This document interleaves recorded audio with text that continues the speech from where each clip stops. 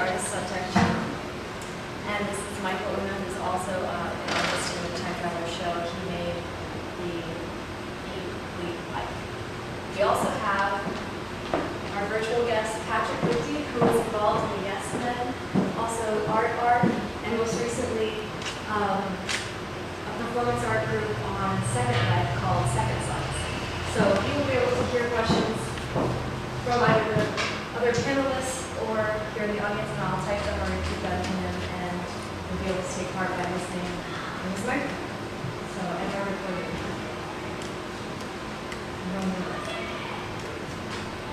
And this text is Bailey Duncan, who is also a video artist in the show, and she's here to interpret this. So, Patrick.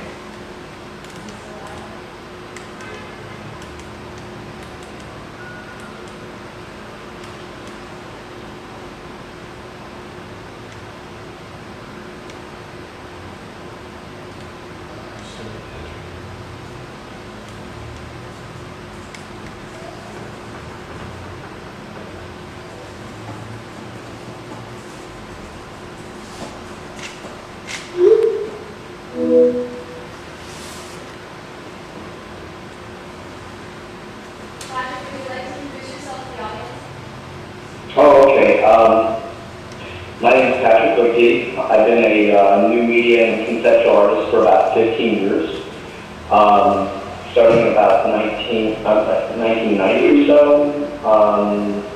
but I've been doing digital art since 1978. I think that people best know me as an animator and graphic designer for groups like Artmark, the Yes Men. I also helped found one of the first performance art groups in Second Life called Second Front that's doing very well at present. I've done a lot of solo work, but yeah, and then I teach over at Columbia College Chicago, but currently I'm down home at with my wife down in Baton Rouge, Louisiana. So that's sort of where I'm coming at from far away, and here with my take on the on current events in the nation's capital.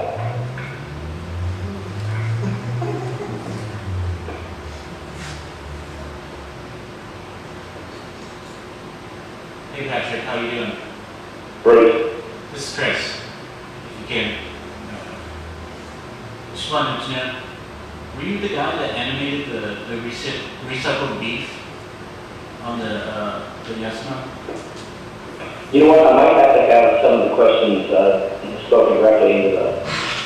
Were you one of the animators who did the animated recycled beef on Yes Men? Sure. That was me. Excellent work. Excellent. So did you see the volume hack that just happened with ExxonMobil? No, I'm sorry, I didn't. Basically, the idea was that now that we're getting through peak oil, oil is going to be a big problem. So ExxonMobil, as being a good economic steward, was trying to look at different ways to distill oil from organic material, and thought that since 150,000 people are going to be dying from global warming every year, that this was going to be an indispensable resource that was going to be going to waste. And so ExxonMobil came up with this program called Vivolium, in which these unused assets were going to be converted to petrochemical for the first world. So, therefore, being much more efficient with resources that we're going to go with anyway. There was some, shall we say, conversation about that.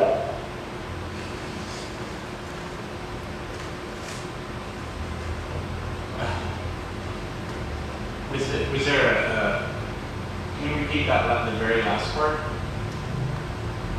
What you mean about conversation about yes. About the project? Yeah. ExxonMobil shut down the Yesman. We got the Yesman site and server shut down, as well as the Vivolium site. Oh, wow. And Mike and Andy were, well, they were arrested. So the site is entirely shut down right now? I don't know whether Vivolium is down right now. I think it is. I think it is. Because they host with Thing.net, and ExxonMobil went to their assumed provider and made a lot of noise. So I don't know exactly what's happening right at the moment, but there's been a lot of activity in the last couple weeks. I also know the Thing.net recently lost Gerald, who's their IT guy. What was that about Thing.net? The Thing.net just recently lost Gerald, who's the administrator of most of their servers. So they're having a little trouble. Thing.net is basically the ISP that hosts Yesman for the moment. Yeah, and a number of other sites, but their administrator, Gerald, is kind of on hiatus. And Right. a number of sites are down because of that as well. Yeah.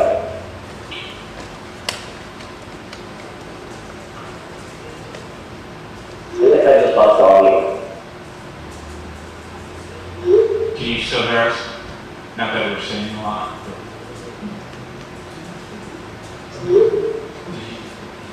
It looks like this picture just froze.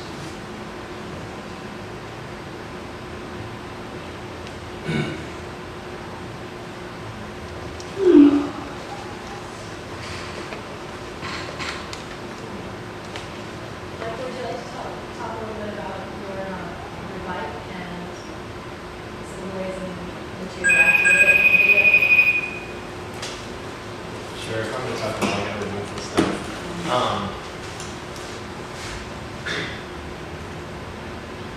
Yeah, basically, I think in a general sense, a lot of my work deals with a couple of things: interactivity and synesthesia. So, engaging multiple senses and providing you with a somewhat enjoyable feedback. Hi, glad to have you back. So basically the idea is that the user of these different objects I create is provided with multi-sensory feedback to encourage their sort of innate sense of play and of enjoyment, and to bring about in them a mood or a feeling of creative exploration, which is something that I enjoy, I think a lot of people enjoy, and certainly I know some activities in our lives are geared towards that, but oftentimes we're encouraged into a state of passive enjoyment, or simply observing activities or interacting with things in ways that only engage one of our senses, such as like video games or something that's primarily visual. And so I guess I'm trying to put the body into, and the entire total body into a lot of these experiences. And combining that with, say, my love of electronic music. And so electronic music oftentimes is somebody sitting in a dark basement or their apartment way late at night, and so you're just sitting there and it's just the tips of your fingers and your ears. And so in combining some of these things with a bicycle, which is meant to be ridden out in public, on the streets, you're engaging your sense of balance, motion, and you're getting, the sounds and sights of the world along with the music that you're generating. So it's more of a way to combine these things into a sort of total life experience.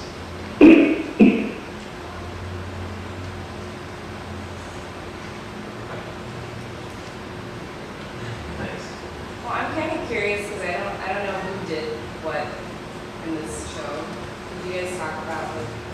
your pieces were, so that at least I could be familiar with that. Were you video artists or?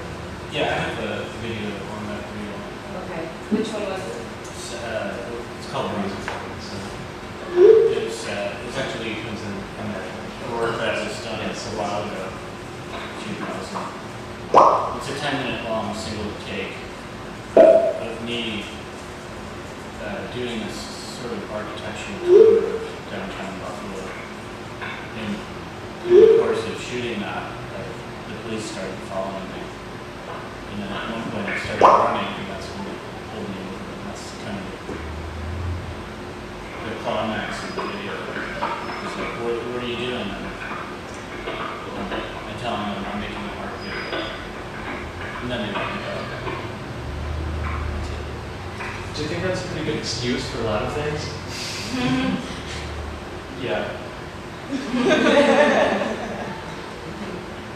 How far do you think you can push those boundaries? I suppose you can push them really far. The thing being is, I don't want to get arrested again.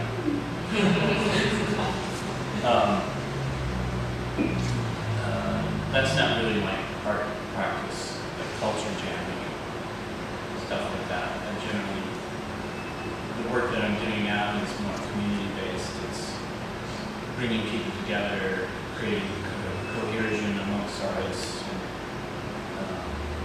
So, although it is the time to probably do the politically radical work, I'm just not in the mood to agitate right now. Maybe it's because I'm getting older.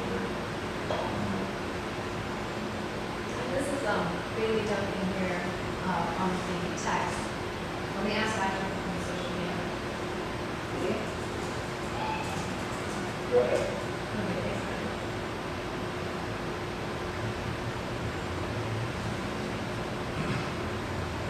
Let me ask you, have you ever had any trouble with your work in the law? A little bit. A while ago, I exhibited this piece at the Daily Plaza in downtown Chicago. City Hall's right there. It's right where the state courthouse is. And I was sort of loosely given permission to do this by a organization that was sort of sanctioned, that was governing Art Walk Chicago, which was trying to have, a sidewalk exhibition of art. My wife Renee was also there exhibiting a bicycle-based piece. So we sort of said, well, we'd like to show in Daily Plaza, and they said, okay, go do it, but we never really got permission from anyone to do so. So I just made up an official-looking sign, put it on a stand, and I was questioned by a couple of security guards, and then I would just rattle off the names of like, oh, well, this is part of Art Walk, which is part of, sanctioned by the Chicago Cultural Center as part of 2007, blah, blah, blah. So you just name all these quick things, and they say, oh, okay, Chicago, gotcha. And then that was kind of it. So somehow, if it's in the middle of the day, at least, I feel like if you can invoke the names of several art bodies within the city that are semi-official, you might be able to pull off some things you wouldn't otherwise. Certainly, I could have been doing, and I was doing another thing which you're not allowed to do there, which is ride your bicycle on the plaza. So I was standing there, giving people a helmet, telling them to get on this bicycle and ride it around and make drum machine beats. In this public space where you're not allowed to ride bicycles, nominally. So I'm certainly doing something that was against, well, not against the law, I guess, against the rules. But somehow if you put a sign on a stand and make it look official, you can get away with some things. Well, plus again, in the name of art, well, this is art, it's weird. It doesn't do what you expect it to do, so you're going to let me get away with this because you don't understand it. For better or worse. I'm going to put the same question to Baby. Any of the questions you speak a little bit about your video work that's in the show? Yeah. Are people wanting more like description or just talk about it? Whatever you like. Okay. Well, that's what I was going for is this overall sort of reaction to imagery and sound, not necessarily together. We know, we have the part where there's only sound, and we have the part where you hear sounds, but it doesn't match the imagery, and the sort of reaction to the rats crawling all over you. So that is something a lot of people are repulsed by. But the piece is, it was an overall humorous piece for me, because it's kind of absurd, everything that happened. So, I don't know, it's kind of weird talking on this thing. This piece was the one with the rats. Are those your rats? The question is, are those your rats? Yes, they are. How many do you have? At this time, I had 8 or 9. Now I only have 2. So, they don't live very long, so those ones passed on. But, Have you ever taken? yeah. Have you ever taken in any rats off the street? You know, you see them, kind of like people see a kitten, but you sort of say, "This is a rat. I'd like to take it home and have it be my pet." I have no idea what you just said. You said, have you ever taken a rat from the street, adopted it, and taken it home with you like someone would pick up a stray kid? Actually, I have. Oh my god! I rescued one in Oklahoma. What did you rescue from? Some little podunk town in the middle of nowhere. But, no, she was a pretty cool rat. She was totally insane. But, you know, mostly when I end up getting from, like, breeders, and I have a little pedigree form for them and everything.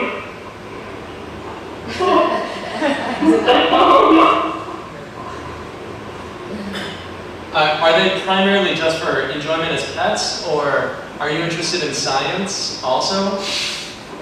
I built a maze once and had them go through the maze. That's as scientific as it gets.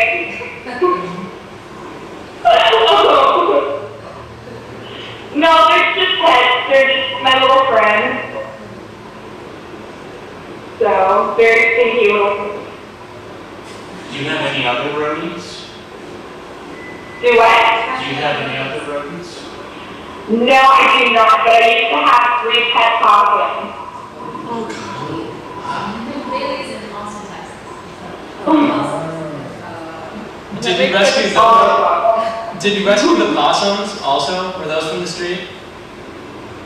What's that? Did you rescue the possum from the street? The possum's mother had been hit by a car. So, Did you but, ever eat a possum? Did you ever eat a possum? I've never eaten any kind of animal. Oh, so you're a vegetarian? Yes. Because that has everything to do with my video. How does mad science play into your videos? Does it? Mad science. Well, it's really this sort of scientific journey through space and time. You have the time that passes in the video, and you have the time that's happening that you don't know before and after. And there's a science making fake blood. I don't know. Is science mad? Can science be mad? What? Is science mad? Can science be mad? Oh, of course.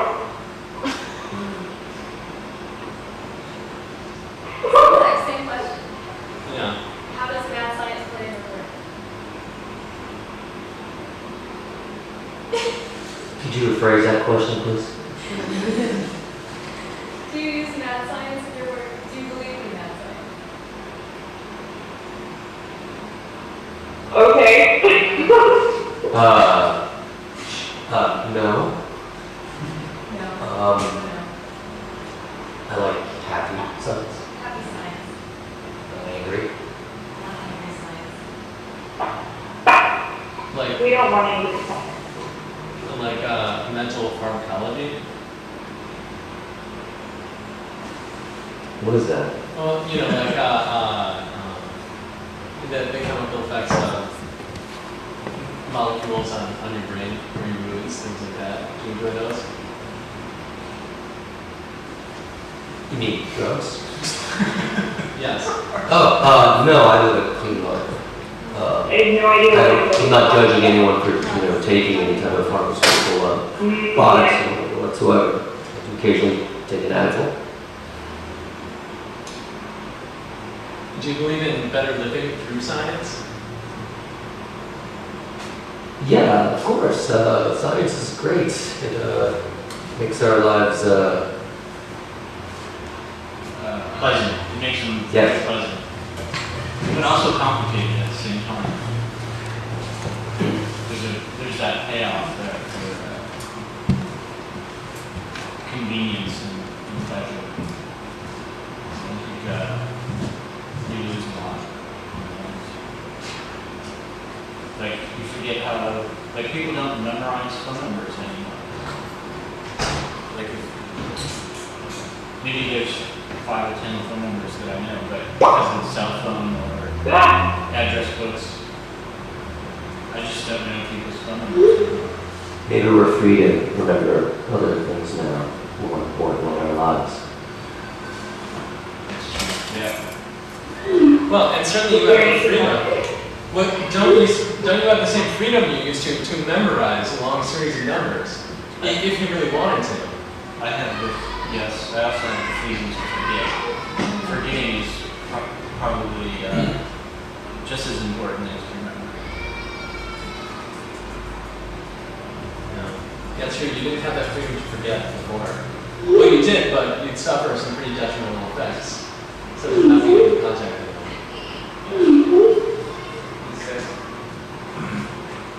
I'll see you later.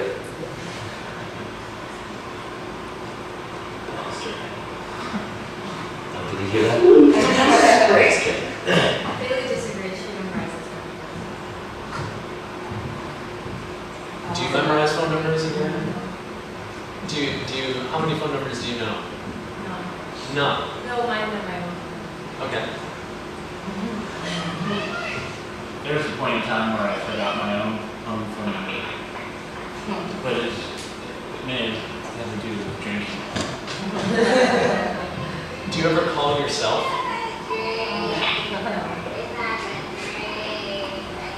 Out of loneliness? Well, sometimes you can't find your phone. Oh, I can give you a great story.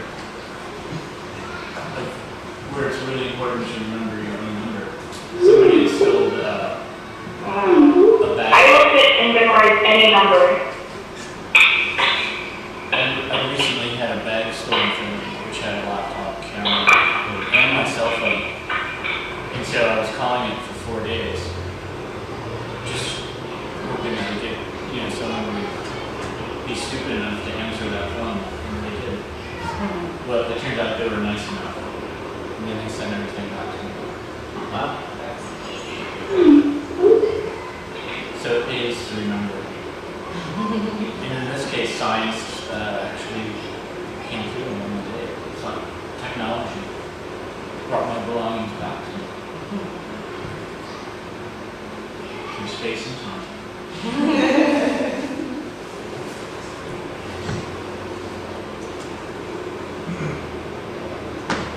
So, when you originally conceived the idea of the show, was it you just wanted to find really cool artists that are really good with technology, or did you have like another kind of favorite or more specific? Well, because I put out an open call originally for time-based work, sound, video, performance, and I was mainly video. I had about 200 entries for video, and work that maybe went together a little bit in the loop video, and so we picked eight videos from the 200, and it was really interesting seeing videos from different parts of the world and sort of what issues people were working on and how similar a lot of the videos were based mainly on kind of code and things like that, just having people using sort of the same filters and process. And I think the videos we mainly chose were ones that sort of translate fast, just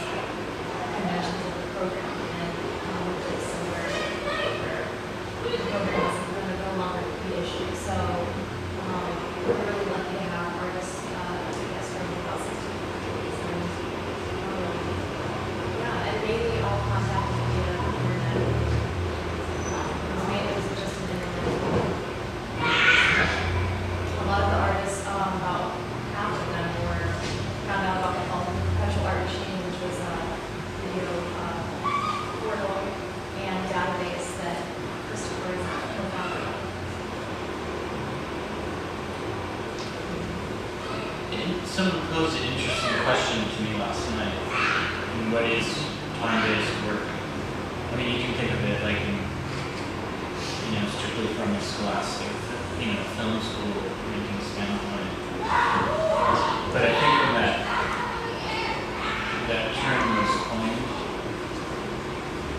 I don't think there was the same types of media available, or let's say they weren't in the mainstream production, in the hands of artists, such as the digital stuff. So I didn't have a really great answer then, and don't have one today either. But I was wondering if you could, if you two would like to, if I were to ask you what is time-based work, what is it?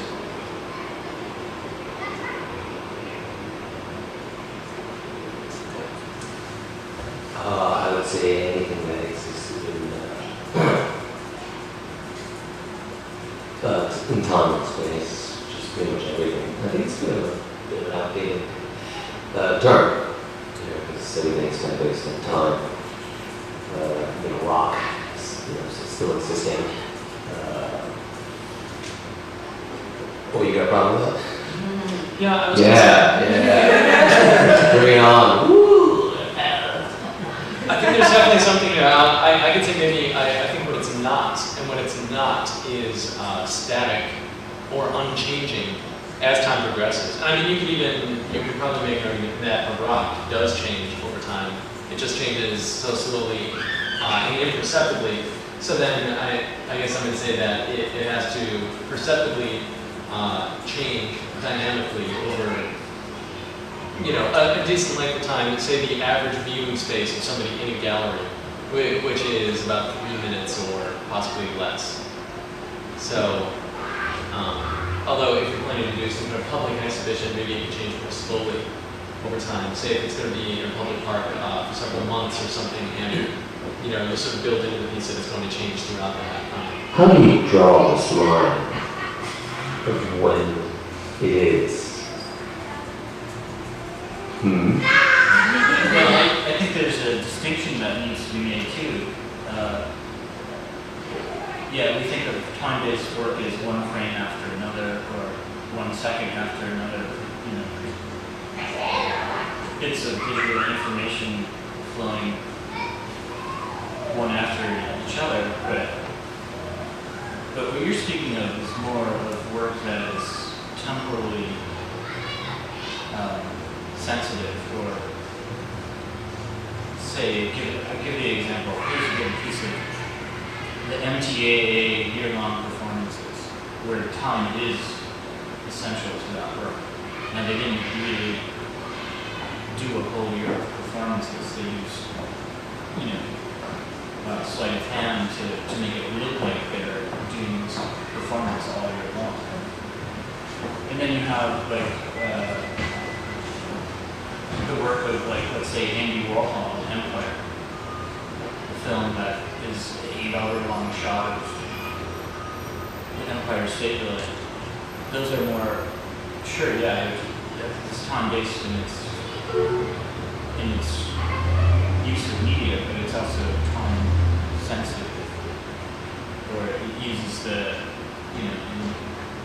sort of length of time to make its point. Sure, in that it sort of forces the viewer to be aware of the passage of time. As in, I've been sitting here for 5 minutes watching this movie and I don't think anything's happening, but I'm going to sit here and just keep watching, or, they get bored and walk away, but either way they sort of sense the fact that time is passing and they're aware of it, and it may be too long for them or uncomfortable for them or something, but The internet is destroying time. in what way? And then it steals time from you when you get lost in it? That's one way, yeah. I think it's making us, or at least it's making me just a channel flipper. It's destroying attention spans.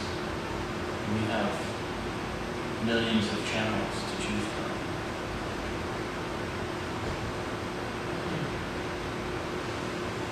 you really think that you can steal time? It says you can, it consumes time.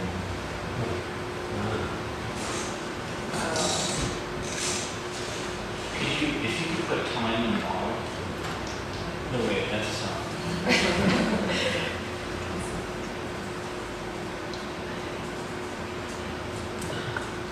I read a story recently in which there was a god of television, and this god grew strong and was fed by people making sacrifices to it, occasionally of interpersonal relationships, but mostly of their own time. That they were essentially giving the television bits of their life force, sort of minutes or seconds or commercial breaks at a time, and the god of television grew strong because of this. Strong in what sense? Like physically strong? Or spiritually strong? Sure, yeah. Well, if you think of all the accumulated life minutes that people all over the planet are giving to television, if there was some television entity which was able to absorb and then wield that in some manner, it'd probably be pretty gigantic and formidable. Time is money. That God is financially rich by using time. Chris, do you want to read Bailey's on the microphone? For answer. Which, where is it? Right. Can steal time? Yeah. Absolutely. There's a lot of people that steal time from me every single day. Like, how come my mouse isn't working?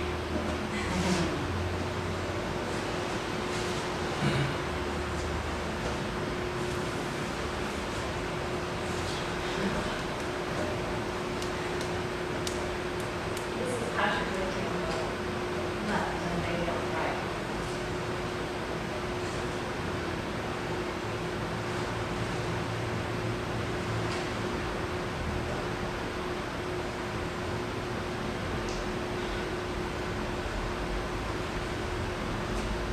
Well, I would respond to the one on the right, that is that stealing, or are those people simply giving? And are they not getting something in return? This idea of somebody walking down the street and having a moment stolen from them because you distract them with something there.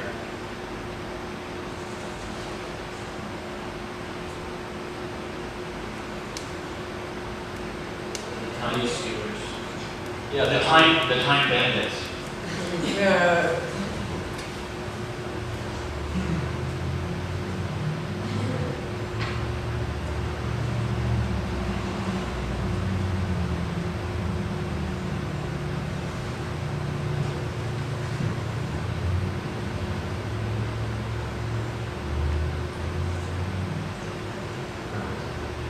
I think these moments of time in this panel where there's nothing being said are probably perhaps the most important thing that we can take away from this today. Yeah, probably. Are we stealing the audience's time by being here? Oh, I have a question. It's kind of based on sort of relativity and time and understanding of how time passes. Do you remember when you were little and a week would feel like a year? It just took so long. And as you get older, it seems like a week just kind of zips by. And as you get older and older, you think time starts passing faster and faster. Why is that? It's a number of things. You have no deadlines when you're a child, really. Except get to school on time, make sure you're home for dinner, and in bed by 8. But I think it is a weird, if you're a busy person, working a full-time job, or you're working full-time in your art practice, suddenly we get into this mode where there is not enough time to do whatever it is you want to do. I think also when you're 5 years old, say, you've only experienced 5 years worth of time. such that 5 minutes relative to that it is relatively large. Let's say when you're 25, 30, 50 years old, 5 minutes compared to the amount of time you've been away to experience becomes increasingly smaller in a relative sense. When when you've got that many years under your belt, a few minutes here and there is a pretty small thing. So I think relatively, you're just comparing it to your own time experience. And at that time, everything is significant. Every single area is important. And now, not everything is important. That really bummed me out. Well, it's true. I mean, everything that a 5-year-old has learned is essential. Everything that I'm doing today now is so essential.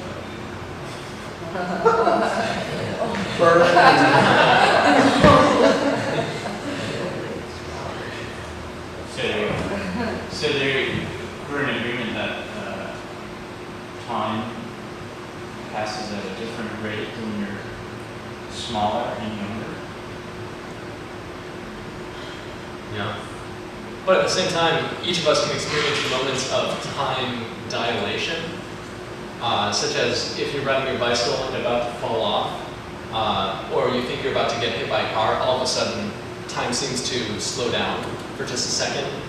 And I think in extreme cases, your brain can sort of open itself up the same way your pupils will open up to let in more light in darkness. If you're faced with some kind of immediate danger, your brain can open itself up to experience time more quickly than it would otherwise, if only for brief moments.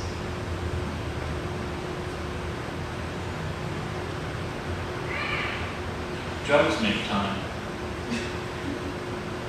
flow at a different rate. It's true, there was that cop in Indiana recently who had raided the evidence locker at work and baked a whole bunch of pot brownies and ended up calling 911 later. You may have seen the tapes played on the air, but I believe he said something like, hello, we need help, I think we're dead. Time is happening really, really, really slowly. Please send an ambulance right away. It obviously distressed him enough, the passage of time, that took all precedence, even his job, his potential freedom of going to jail or something, that his experience of time was the most important at that moment.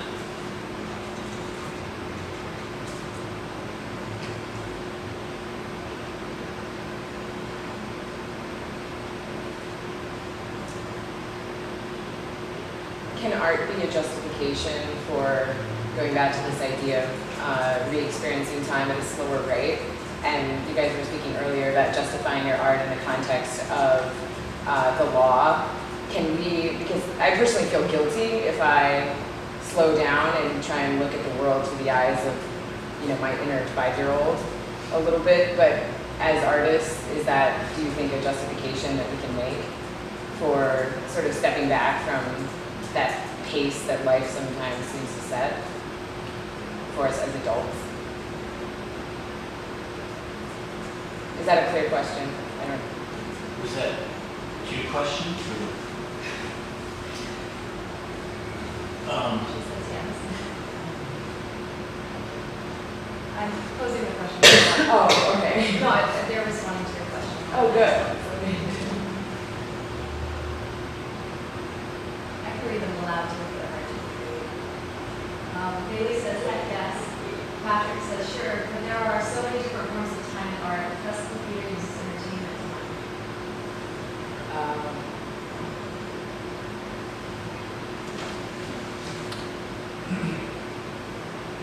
The gallery uses reception time.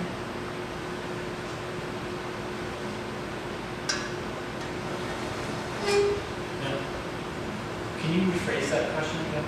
About what was it? Were you asking I think so. that were you stating that we should take time to make political case? Right, okay. Well, I was sort of formulating it aloud a little bit, so I'm I'm sorry if that was unclear.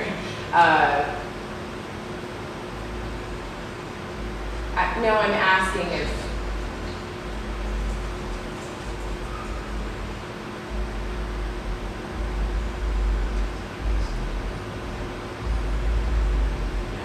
I don't know, it might be gone. I'm sorry. The time is. You really dropped the ball on that one.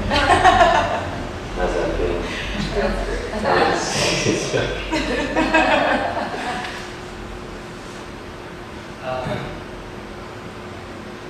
I guess I could continue on that same stream. I feel guilty for not taking the time to make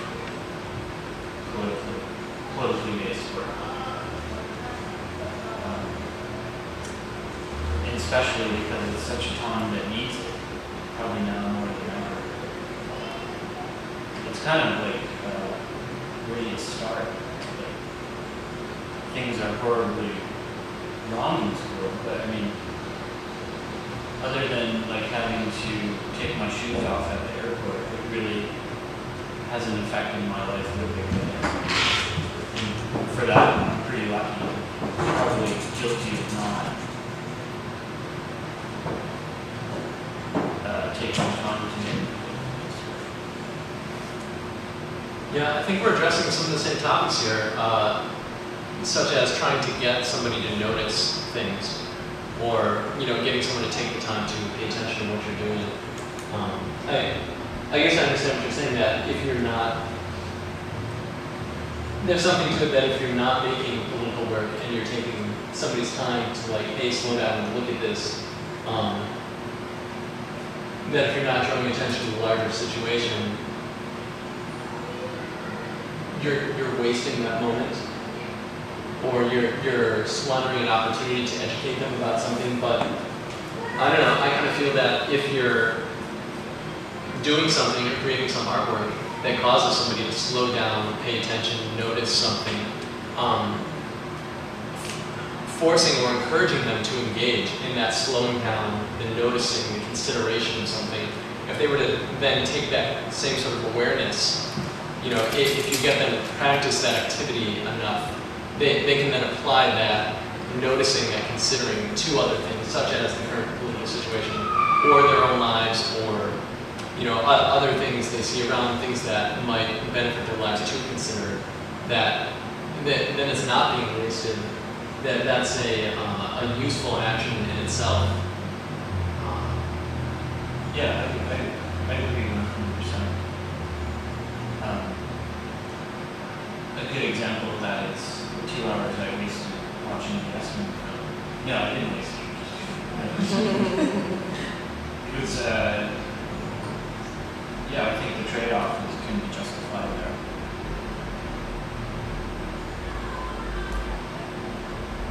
Time is masturbatory.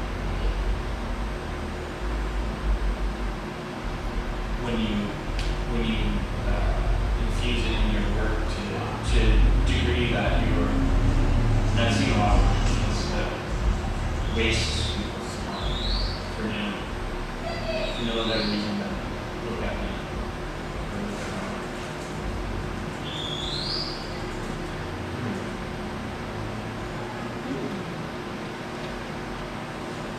Go ahead. No.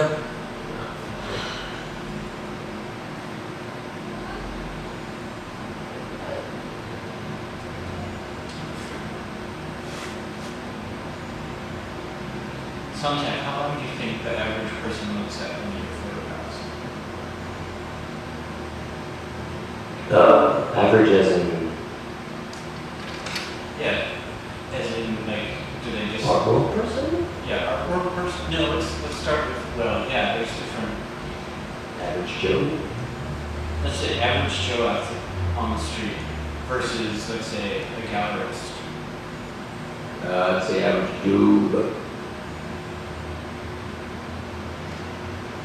3-5 seconds. 1,000, 200,000, 31,000. That's a pretty long time. Look, that's on. In the gallerist who's interested in selling your work, they average about 0.25 seconds. Really? No, I'm just kidding. That's harsh.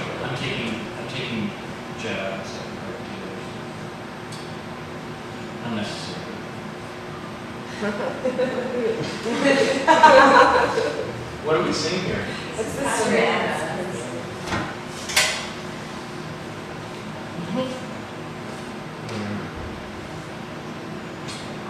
Patrick, how long do you think people will look at your work for? Probably for as little time as possible. Let's see. It really depends on the type of work. Say, for example, the SN work, they probably just see as much as is in the movie or one of the little standalone videos that I have. As far as say, for example, in the propagation show that was here last year, there was a piece that I did called Eternal Pong. That was just a pong that played itself forever. It was 0-0, never resolving. And that's something that I think ascribes to museum time. It's something that reads really quickly, but it's something that a lot of people told me was mesmerizing at the same time. And then I do some object work, some painting, some wood sculpture, things like that. Sometimes people will look at it from a formal perspective, looking at construction and trying to figure out, how the theme fits into things. I think it really works with context, but to tell you the truth, I only have a vague idea of how long people actually look at the work. If someone looks at your piece for longer, is it a more successful piece? Is what? If someone looks at your work for longer, is it a more successful piece? I think it really depends on context. I think maybe if people want to go back to it more often, maybe a lot of small time slices. I think that's just as successful as something where people stick with it maybe once for an hour. Say for example, there's a eBay piece that I did on free speech called My Wife's Dripping Wet Pussy. That had, pictures of a wet cat, and a donkey and British desserts. You can figure where we're going with that. But what happened was I see a lot of people go back to it. So it's really something that was probably one of the more in-your-face satirical pieces. I think that in many ways, when I look at my access logs on site, seems to be one of the most successful ones. So, and I think 8 bits or less, my webcam videos, a lot of people have come back to that. So maybe I don't look at it in regards to maybe size of slice, but maybe the number of slices that someone wants to spend with me through my work. I think that's great if they want to give me that privilege, and I'm very happy when it happens. The next piece that I make, actually, based upon what's happening here today, is going to be a piece that only lasts for 1 millionth of a second. It can only exist for 1 millionth of a second. I'm sorry, man, I have that repeated. He said, based on what I've experienced, the next piece that I made will be only 1 millionth of a second long. And will it only exist in that same time frame? Exist in that same time frame. Does it 1 millionth long? Things died up in the law, I call it. A fraction of a second. I wonder if it's possible to make the work that only exists and is only as long as 1 millionth of a second. Like some of those elements on the periodic table that are, they only exist for mere seconds, and then they dissolve into, different. In other words, are you saying that we're going to only exist in sort of like a quantum time eventually, or? No. And going to attempt to make a work that only is that long.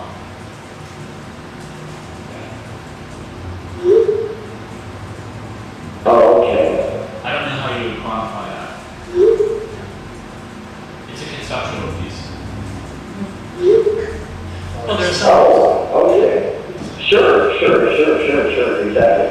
I think that, Like the world I think there have been some people who have done some work with subliminal artworks in video. Sure. I think it'd be, and if you look at the online graphics that jump out at you, at some point or another, that's in some way similar. But I think that there's a question of engagement. Perhaps, in other words, maybe there might be maybe an existential quantum in which we can make some sort of meaningful human connection through art. I don't know what that is, but I think that somehow we have to have an amount of time and a certain amount of engagement so that we can make that moment of communication through art. And if you can have a concept that can hook in somebody, in that amount of time, then I think, although difficult, I think it could possibly be done. Well, there are some art forms that are, by definition, limited to a period of time. Say like a haiku poem, which is defined by an adherence to length. You only have so much time to make a poem happen in, so you sort of have to choose the elements very carefully. A somewhat modern equivalent of that is someone recently sent me what they claimed was the best 5-second video on the internet ever.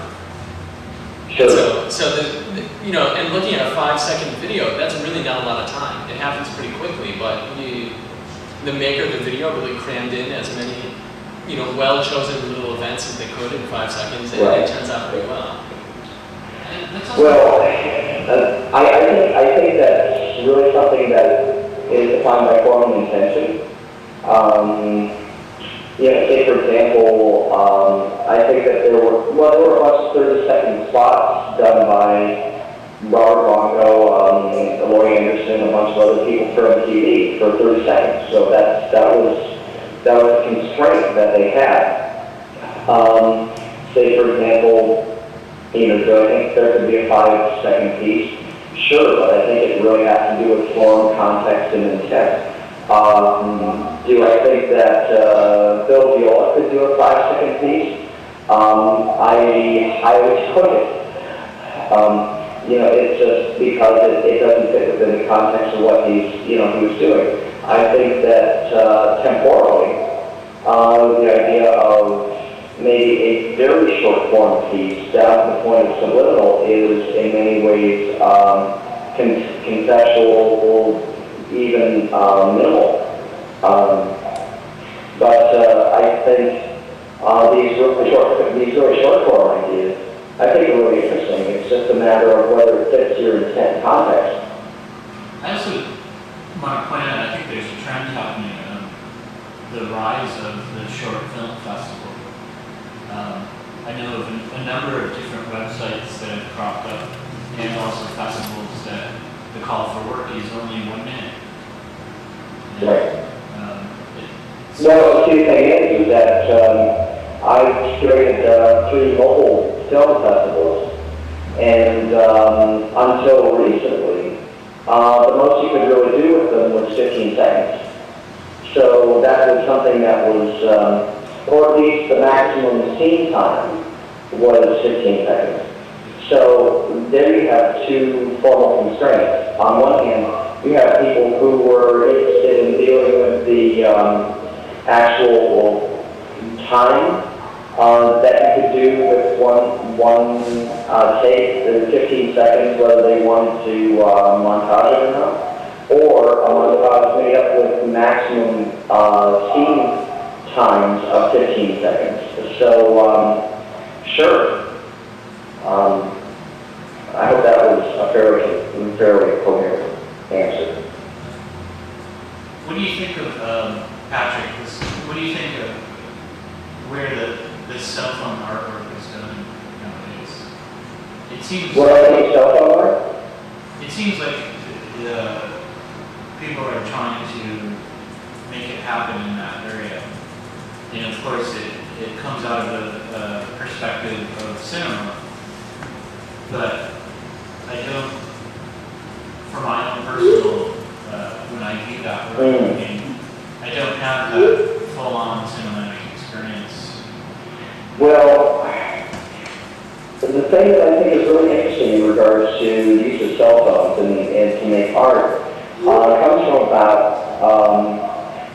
5 or 6 different directions. I mean, on one point you have people who are trying to come at it from the code-based tradition, which is most definitely new media, basically trying to use the cell phone as platform.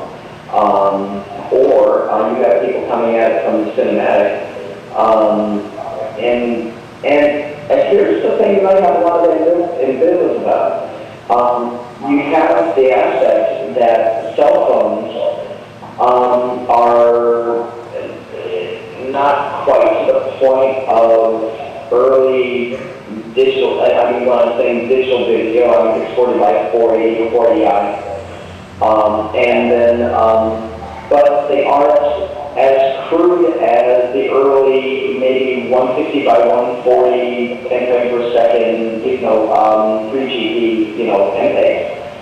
So maybe in regards to cell phones as cinematic platform, I think maybe we're in a limbo stage at this point. I think that either people have to either use the limitations of the platform as a formal component, or the technology has to get better to the point where we can start using them as something that's more like a convergent intimate video platform. But I think the things I'm really interested in are things like Polvo, telesymphony, things that like maybe code-based works which are implemented on iPhones, etc., that have a little intimate experience. Or even there was a group called SEO out in the UK that was making a generative music mixer, a little DJ device on cell phones, which I thought was really brilliant thing. So I think that there are maybe a couple points that we're looking at here. That on one hand, a cell phone as being almost like a microcomputer that's for new media, or something that is a mini photo, mini video platform. And I think that technology is in limbo in regards to imaging at this point. In other words, not that it was, but I don't think